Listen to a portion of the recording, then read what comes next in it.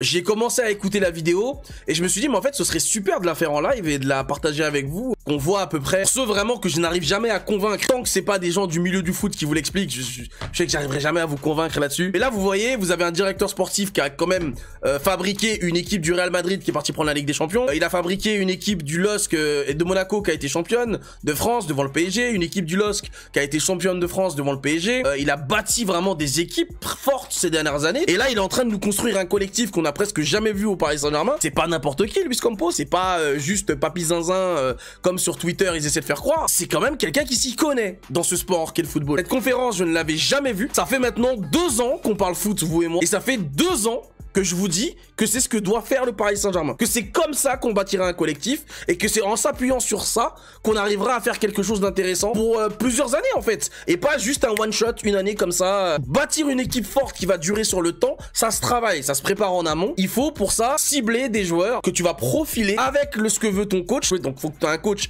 qui a un style de jeu, c'est important. Et en fonction du style de jeu de ton entraîneur, tu vas aller lui profiler des joueurs qui vont pouvoir compléter ce fameux puzzle comme ça. Ton équipe n'est jamais moins forte. Il y a pas un gap de niveau extraordinaire entre quand tes joueurs A1 sont tous sur le terrain et quand tu les as mixés avec des joueurs B1 ou peut-être B2. Quel plus bel exemple que les 3 derniers matchs du PSG. Luis Enrique qui fait 9 changements à chaque match et on gagne 4-1 à chaque fois. Le football, c'est un sport collectif, c'est un jeu sportif collectif. Une équipe pour moi, c'est un puzzle de 22, 24 pièces. On est 11 joueurs à jouer 11 contre 11. Mais on doit avoir des remplaçants et normalement on a un remplaçant par poste, ça veut dire que ça donne 22.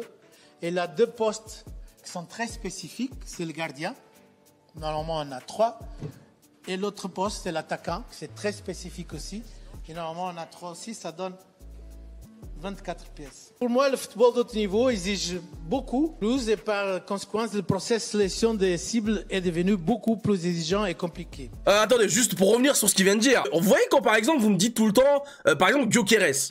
Vous êtes beaucoup à me demander, mais si on prend Gyökeres par exemple la saison prochaine, on a déjà Randal Kolo Muani qui peut jouer 9, même s'il joue pas que 9, et on a déjà Gonzalo Ramos. Je vous dis tout le temps, 3-9 dans une équipe, les gars, pour moi, c'est la normalité. Il n'y a absolument aucun problème à avoir 3-9 qui ont des profils différents et surtout dans une équipe où ça tourne. Là où moi j'aimais une réserve, ce serait de prendre un mec comme Osimhen. Parce que Osimhen, même si hier il y a le book qui nous a dit que Osimhen foudroie Gonzalo Ramos, Osimhen il a le même profil que Gonzalo Ramos. Et c'est là où pour moi ça n'a pas de sens. C'est quand tu prends des joueurs pour le même poste, pour un poste spécifique, comme il a dit, le numéro 9, généralement t'as pas 2 9 dans une équipe qui joue titulaire, il y a que l'Inter qui fait ça. Si tu as pris 2 mecs qui ont le même profil pour ce poste de numéro 9, et celui qui marque le plus c'est let's go, en gros, c'est une concurrence qui est pas saine en fait. C'est une concurrence qui est un peu malsaine. Les deux vont jouer de la même façon, alors que quand il met Randal Kolo Muani sur le terrain, Luis Enrique, il attend qu'il apporte beaucoup plus de profondeur, il attend de la combinaison avec Kylian Mbappé, avec Dembélé, etc. Alors que quand il met Gonzalo Ramos, il attend à ce que le mec fasse remonter le bloc, il attend à ce qu'il demande des ballons dans la surface, qu'il pèse sur la défense centrale en libérant de l'espace pour les ailiers, etc. Donc, ces 2-9 jouent au même poste, mais qui n'apportent pas du tout la même chose à leur équipe. Osimhen, Gonzalo Ramos, ça n'a aucun intérêt. Concrètement, sportivement, ça n'a aucun intérêt. J'ai 60 ans. Chapeau. Je suis dans le football professionnel de mes 18 ans. Excusez-nous. Et je vous dis aujourd'hui très clairement que l'équipe est plus importante que l'individu. Merci. Et que le club, c'est plus important que l'équipe. Voilà. À partir du moment qu'on change, Dans mes veines, ça. on ne va pas gagner. Vous voyez à quel point ça devait le frustrer quand il est arrivé au PSG et qu'on lui disait oui, il faut tout donner à Neymar, il faut tout donner à Messi, il faut... Vous imaginez à quel point ce mec devait choper des ulcères quand il voyait les gens sur Twitter en train de dire le Ney Day, c'est le chemin du roi. Il devait péter les plombs, il devait se dire mais où est-ce que j'ai mis les pieds? 4 questions. On doit intégrer l'individuel dans le collectif. Voilà. Le collectif dans l'individuel. C'est ça, pour moi c'est le premier. Et on peut parler de ça. C'est pas la même chose. Je continue et je vous présente ma théorie du puzzle. Quand on regarde la télé, Ah puis on a dit on se moque pas de l'accent. j'aime beaucoup ce joueur. Extraordinaire, je l'adore. Il faut voir s'il joue bien dans votre équipe. S'il est la bonne pièce pour votre équipe. Très important ce qu'il vient de dire. Encore une fois, quand tu es une équipe qui a un plan de jeu, quand tu as un système de jeu défini, c'est pas parce qu'un mec est super fort dans un système qui lui convient, puisque visiblement ses qualités lui permettent de s'exprimer, que ça veut dire que quand il va venir chez toi, ça va se passer de la même façon. Parce qu'on va lui demander d'utiliser ses qualités différemment. On le sait tous avec Guardiola par exemple. Il y a un système Guardiola. C'est pas Guardiola qui va s'adapter aux joueurs. C'est le joueur, il va venir. Si il n'arrive pas à s'adapter au système, eh ben il va dégager, il va virer. Ça sert à rien. Quand vous me dites des joueurs, vous voyez là, quand vous me dites, est-ce que lui tu le prends? Est-ce que lui tu le... Quand vous me dites ça là tout le temps, et que je vous dis, les gars, c'est une histoire de profil. C'est pas une histoire de nom. Et je sais qu'à chaque fois, ça vous fait chier. Vous voulez que je vous dise, lui, il va venir au PSG, et lui, s'il vient, ça va foirer. L'idée, c'est ça. C'est de développer d'abord des profils, avant de se dire, c'est ce joueur-là, c'est ce joueur-là. On établit des profils en se disant que, peu importe si le joueur est pas très bon, individuellement, est-ce que, via son profil, il sera pas une meilleure pièce apportée au puzzle de l'équipe qu'un joueur plus fort individuellement, mais qui part de ses qualités, ne vont pas se marier à ce qui se passe déjà dans l'équipe. Parce que s'il vient, il n'est pas la bonne pièce, il va casser votre équipe, il va casser votre travail. C'est pour ça que je dis que c'est très important de savoir construire le puzzle. Et là, je vous donne, il a un journaliste une fois, il m'a dit, Luis Campos c'est un architecte. Et sincèrement, moi, je suis professeur d'éducation physique et ça m'a rentré bien le truc de l'architecture. Pourquoi? Ça, c'est... Oui, c'est ce qu'il a fait à Monaco. Oui. C'est un puzzle de 11 pièces. OK? Il faut que le gardien fait des bonnes combinaisons avec l'arrière droite, le défenseur central, gaucher, droitier, le gaucher. Vous commencez à voir un truc que je pense que ça fait bien ou pas bien marcher. Trouvez-moi cette meuf, les gars. Je vous envoie en mission. Trouvez-moi cette meuf. Je veux ce qu'elle a pris en photo là. Chez une équipe, qui sont, je l'appelle, les connexions nerveuses. C'est comme les neurones, comment c'est en français? Neurologie. C'est comme la neurologie, c'est comme les neurones. Vous pouvez avoir 11 joueurs extraordinaires. S'ils ne se connectent pas entre eux, s'ils ne trouvent pas la connexion nerveuse, ça ne va pas marcher. Voilà. Merci tonton pour les travaux.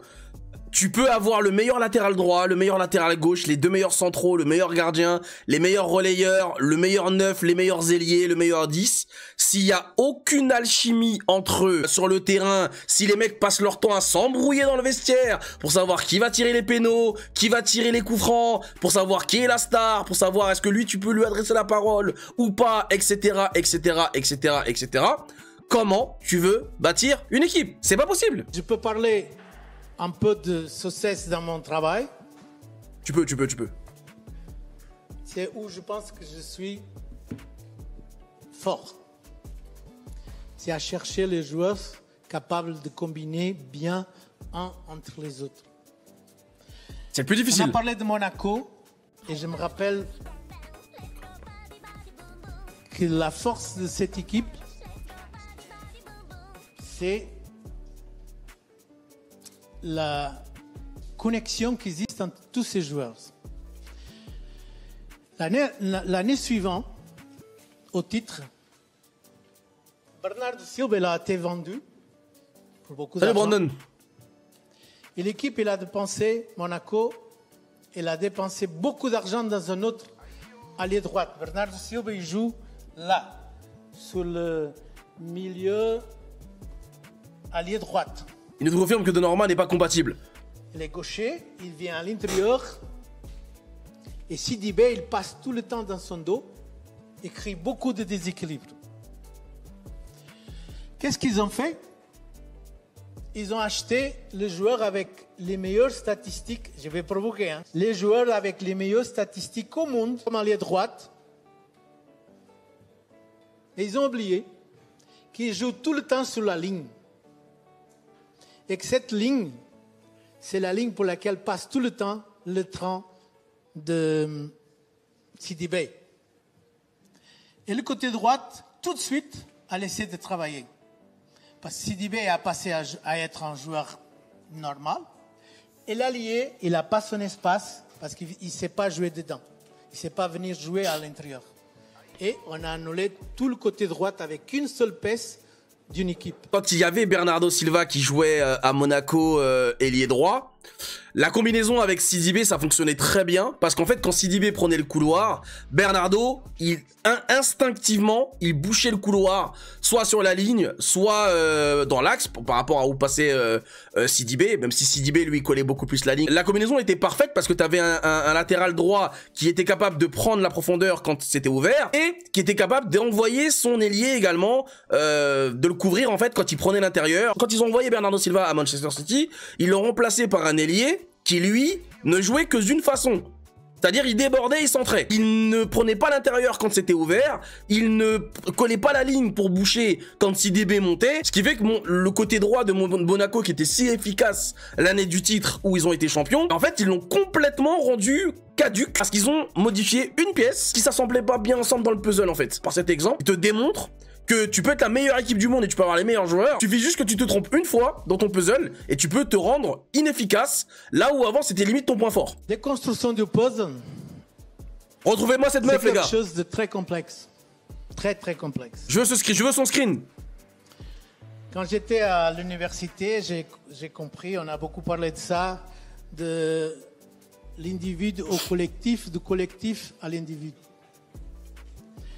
Moi, je dis, dans ce cas, du jeu au joueur et du joueur au jeu. Le football, c'est un sport collectif. Le jeu en équipe est plus important que le jeu individuel. Une équipe est plus importante qu'un joueur. La base. J'ajoute qu'un club est plus important qu'une équipe. Et ça, il faut vraiment qu'on comprenne au PSG, chez les petits là. Faut que ça rentre dans votre tête. J'ai pensé comme ça, au final de 2, 3, 4 ans maximum, on a arrivé à avoir des grandes équipes et on a réussi à gagner des titres et des choses importantes.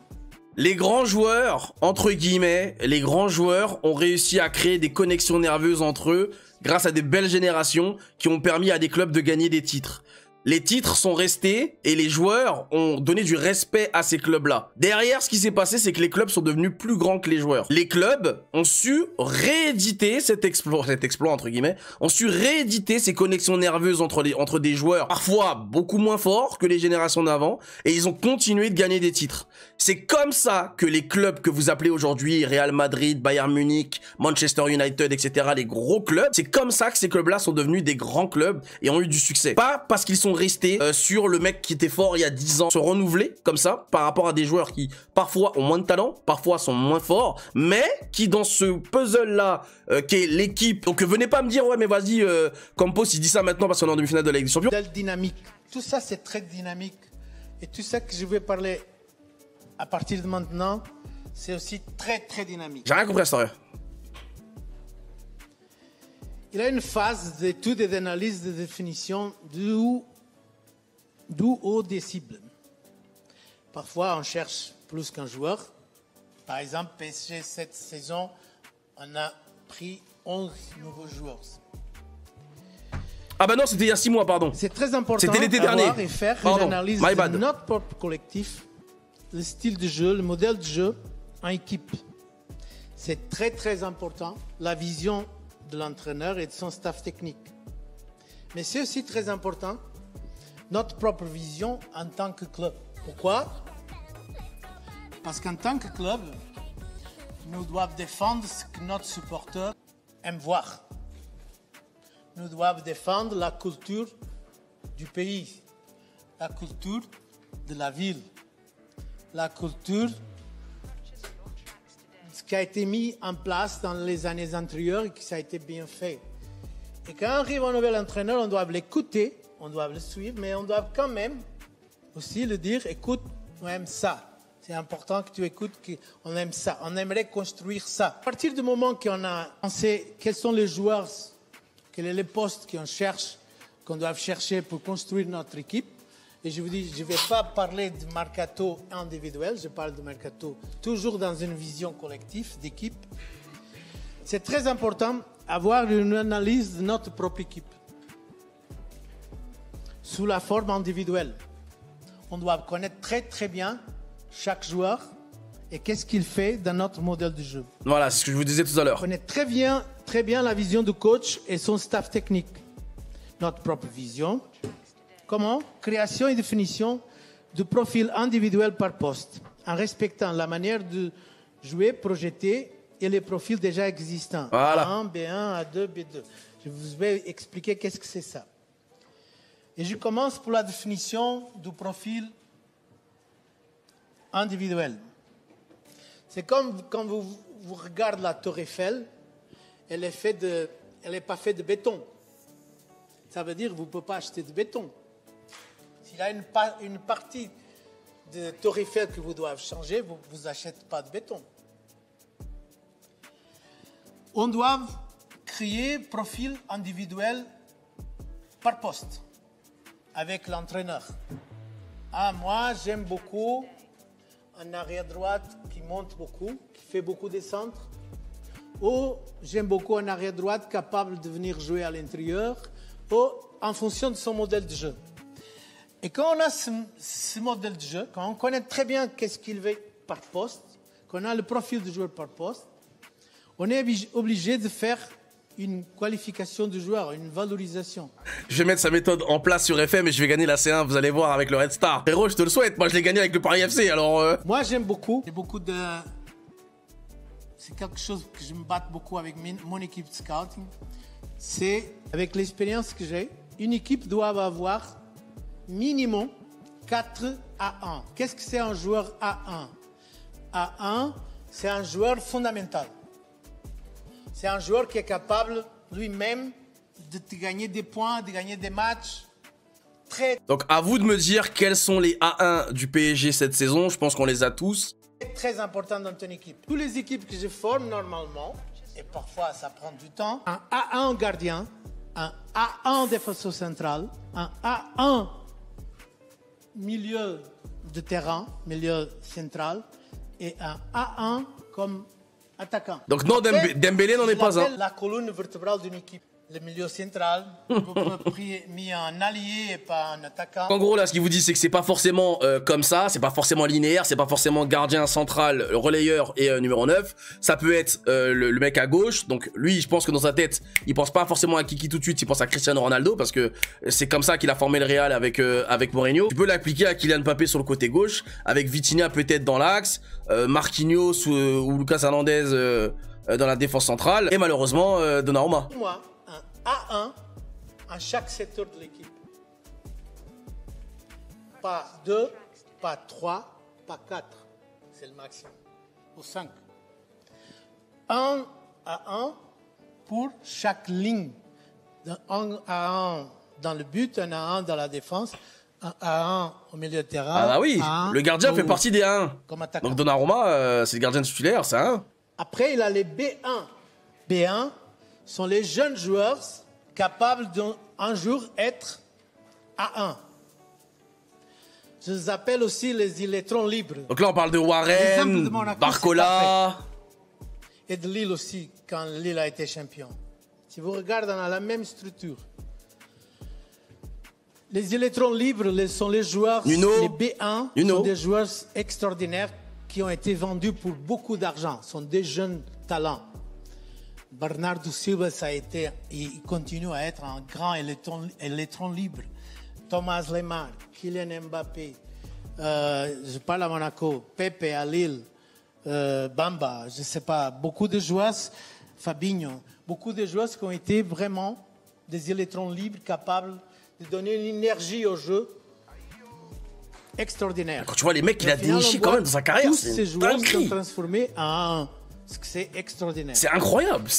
Et à deux, toutes les équipes, ils ont besoin de joueurs d'équipe. C'est le joueur qui vous dit « Ah, il n'est pas le meilleur du monde, mais c'est très important pour que l'équipe fonctionne. » Mais il court. Il court. Il va au charbon. Ça veut dire, dans toutes mes équipes dans lesquelles je travaille et que j'ai l'opportunité de faire... C'est un guerrier. J'ai mis 4 à 1 sur... Et après, je prends des B1 et des A2. T'imagines pas à quel point cet amphi fait mal au cul? T'as la Sorbonne, Victor. Luis Campos, c'est un bâtisseur. C'est un mec qui va te prendre une équipe de 0 et qui va aller te chercher des mecs qui vont te former une équipe avec son histoire de connexion nerveuse, etc. Comment les assembler pour faire en sorte que ton équipe elle fonctionne rapidement, pas dans 10 ans, tu vois. Et comment faire en sorte de l'améliorer continuellement par justement une méthodologie de travail. C'est extrêmement intéressant, c'est enrichissant de fou, surtout pour les jeunes, ceux qui ne savent pas du tout comment on forme une équipe et qui n'avaient jamais entendu comment et par quoi on commence pour bâtir une équipe, et pourquoi ça fonctionne très bien au Paris Saint-Germain cette saison. Et encore une fois, je le rappelle, c'est pas une conférence qu'il a fait il y a 2 mois là, hein, il y a 1 mois là, c'est une conférence qu'il a fait il y a un petit moment. Alors, je ne sais pas où la trouver. Moi, c'est un mec que je connais sur Twitter qui l'a mis sur son Twitter en fait, et bah du coup là on est en direct de son Twitter. Donc venez sur mon Twitter, je les retweet, donc vous aurez la vidéo sur mon profil en fait, tout simplement. Sinon, je vous avais dit ou pas que l'alerte de qu'a choisi ma fille était incroyable? Moi, c'est important de vous dire aussi que l'utilisation de tous les outils existants est appropriée. L'accessibilité dans la connaissance du jeu. Là, on rentre dans ce que je pense que c'est la connaissance du jeu. Là, la statistique, c'est très compliqué. Je vous donne un exemple. Vous connaissez des statistiques du ballon? Non, c'est rare. Et le foot se joue avec un ballon. Pourquoi vous regardez que les statistiques des joueurs? La vitesse du passe, c'est super important dans un match de foot. La vitesse du ballon dans un passe, c'est très important. Le numéro, les fois que le ballon il est sous la pelouse au haut, c'est très important. Vous n'avez pas de statistiques du ballon. Et pour moi, ça c'est très important. Super important. Beaucoup la différence aujourd'hui quand je vais regarder un joueur. Et qui explique aussi pourquoi l'équipe c'est plus important que l'individu. C'est le côté cognitif. C'est savoir comprendre le jeu. Beaucoup de fois, vous êtes à gagner 1-0. Imaginez-vous que vous êtes dans une équipe dans laquelle vous êtes à gagner 1-0 et vous continuez à jouer de la même façon. Il parle de Nice là. Là, c'est bien. Je vous dis, une équipe qui fonctionne une équipe, il sait très bien quand il est à gagner, que normalement, doivent savoir comment maintenir l'avantage qu'il a. Et ça, c'est cognitif. Vous pouvez faire quoi? Vous pouvez continuer à accélérer le jeu. Vous pouvez freiner le jeu. C'est Guardiola qui l'a dit, il a quelque temps, pas 1 an, 2 ans, que pour lui, il a la même importance quand il regarde une équipe qu'elle sait accélérer et qu'elle sait freiner le jeu. On écoute défendre avec le ballon. On écoute... Ça, c'est la connaissance du jeu. Et on a beaucoup de joueurs qui envoient, sans voir l'équipe, ils disent ce joueur, il est exceptionnel. Et je peux vous dire, en équipe, non. Et comme je veux un joueur en équipe, je le retire de ma liste. Parce qu'il faut jouer en équipe. Là, ce qu'il vient de dire, c'est très intéressant. Parfois, il est intéressé par le profil d'un joueur, qu'il trouve très intéressant. Mais comme le joueur, il a une tendance à ne pas jouer en équipe quand le jeu le demande, et qu'il a tendance à justement vouloir mettre la lumière sur lui et à pas vraiment faire ce qu'il faut pour le bien de son équipe, il a tendance à se dire, il est peut-être fort individuellement ce joueur, et en fait ça va plutôt être un frein pour le collectif. Vaut mieux l'enlever de la liste des joueurs. Alors je vous dis que rien n'arrive par hasard. La question de les joueurs, on va parler de Kylian et Hakimi. J'ai déjà été dans des équipes à des joueurs qui ont été pas amis un des autres. Pour moi, c'est pas important. Après, s'ils peuvent être amis, c'est bien. Pour moi, le plus important, sous le terrain ou dans les entraînements. J'étais dans une équipe qui a tout gagné. Le Real Madrid. Et que les joueurs, la plus grande partie des joueurs, ils ne disent pas même bonjour un à les autres. Le Real Madrid. Le Real Madrid de José Mourinho. Et ils sont tellement professionnels et tellement bons et tellement intelligents qu'ils savent très bien que pour gagner, ils ont besoin de ses coéquipiers. Ah, dinguerie, frère. C'est ce Real Madrid-là. Quand l'entraîneur siffle pour commencer l'entraînement. Je sais plus c'est qui l'avait dit. Mais en gros, quand t'arrivais dans ce Real Madrid là, les mecs se mettaient devant toi, ils t'attendaient, tu vois, ils savaient que t'arrivais ce jour là, ils venaient devant toi, ils te serraient la main, et ils te serraient la main genre fort, tu vois, en mode machin, ils te regardaient dans les yeux comme ça. Tu te disais, mais enfin toi t'étais là en mode frérot, pourquoi tu... Bonjour, t'es au Real Madrid ici. Tu vois ce que je veux dire ou pas? T'es au Real, t'arrives même pas à soutenir ma pression et mon regard, t'as rien à faire ici. Mais ils ont tout gagné, hein. Ils donnent le maximum. Ils travaillent ensemble. L'entraîneur termine l'entraînement. Et nous, on a Marquinhos. Allez, chacun part dans sa... champion, mon frère. Dans sa boule et au revoir. Et le jour après, ils arrivent, ils font le même. Et quand commence le match, ils sont tous ensemble, ils gagnent. Pas besoin d'être les meilleurs amis du monde. Mais oui, ils ont besoin d'être connaisseurs du jeu. Gareth Bale, Ronaldo. Je viens d'insister. Et j'aimerais insister avec vous en ça. Avoir la connaissance du jeu, l'aspect cognitif d'un joueur, c'est très très important. Le cognitif, c'est pas qu'il parle... Ça va lancer les 5 professions langues, spirituelles, je te jure. ou qu'il sait beaucoup de mathématiques. C'est pas seulement ça. C'est comprendre le jeu de sa profession. Ça, pour moi, c'est fondamental. S'il ne comprend pas, c'est comme le contrôle aux premières touches. Moi, je préfère dire première touche. Si je vais voir un joueur et il ne sait pas jouer en touche, je ne le prends pas. Randal Colomwani. Après, vous me dites, première touche. Première touche, c'est contrôle. Contrôler un ballon. Il a pris Colo, il a pris Première Randal, touche, quand c'est un même. joueur qui fait le ballon arrive et fait Ouais, passe. bon. Non, Skriniar, c'est pas lui, les gars. Un joueur qui ne sait pas... La première touche, c'est la définition d'un joueur. Tous les grands joueurs du monde, si vous regardez, ils ont en première touche qui font la différence. Oh. Alors, pour rendre à César ce qui appartient à César, c'est Leonardo qui le signe. D'accord? Je rappelle que c'est Leonardo qui signe Donnarumma. Libre, venant de Milan. Il avait pris, Leonardo avait pris cher dans les médias italiens, autant que Donnarumma quand il l'a signé. Sa dernière année d'ailleurs à Leonardo. C'est Leonardo qui signe Sergio Ramos, Donnarumma, Hakimi. Campos, il arrive l'année de l'année dernière. Hein. Fabian Ruiz, Carlos Soler, Ekitike. On a l'impression que Luis Campos il est là depuis des années, mais pas du tout. Il est en train de terminer sa deuxième année, les gars. Donc Renato Sanchez, effectivement, voilà, c'est lui, Campos. Mais c'est vrai que cette année, bon, il a pris Randal Colomwani. Clairement, ouais, c'est pas joué en une touche quasiment quoi. Rappelle de Zinedine Zidane. Qui? Il a les yeux ici. Il a les yeux ici. Thierry Henry aussi, hein. Et je parle beaucoup quand je parle avec beaucoup de jeunes joueurs. Et vous voyez, c'est ça que moi, quand je vois certains qui font la comparaison Henry, Kylian Mbappé, Kylian Mbappé n'a pas, et je pense sincèrement qu'il n'aura jamais la première touche de Thierry Henry. La science du jeu de Thierry Henry ne se limitait pas à courir et à dribbler et à faire des passements de jambes et à mettre des vitesses aux défenseurs, etc. Sur sa première touche, Thierry Henry était capable de faire la différence sur une passe, sur un contrôle orienté, etc. Kylian Mbappé ne fait pas ça. Il n'a pas cette science du contrôle qui te permet de faire la différence. Il le fait de temps en temps, mais il n'a pas cette maîtrise qu'avait un Titi Henry, qu'avait un Zidane, etc. 25 ans, je sais pas si ça s'améliore à cet âge-là. Hein. On prend tout ce qui est autour. Il faut comprendre le jeu pour prendre la bonne décision. Par exemple, Vitinha, regardez ses contrôles orientés. Ça fait mal, hein. Ça fait la différence. C'est pas qu'il parle 5 langues, c'est qu'il a une intelligence du jeu, qu'il comprend le jeu. Un joueur qui comprend le jeu. Ah oui, c'est vrai, c'est Nasser qui a fait Colomwani. Totalement raison, c'est Nasser qui a fait Colomwani, c'est vrai. Il est un pas devant tout le monde. Et ils n'ont pas besoin d'être amis. Ils ont besoin de comprendre que pour gagner le jeu, ils doivent être ensemble. Il doit faire son travail pour que le puzzle puisse être complet. C'est ça. Pas besoin d'être amis. S'ils sont amis, parfait. S'ils sont amis, parfait. S'ils sont pas amis, ils vont aller se faire foutre, quoi. Écoute...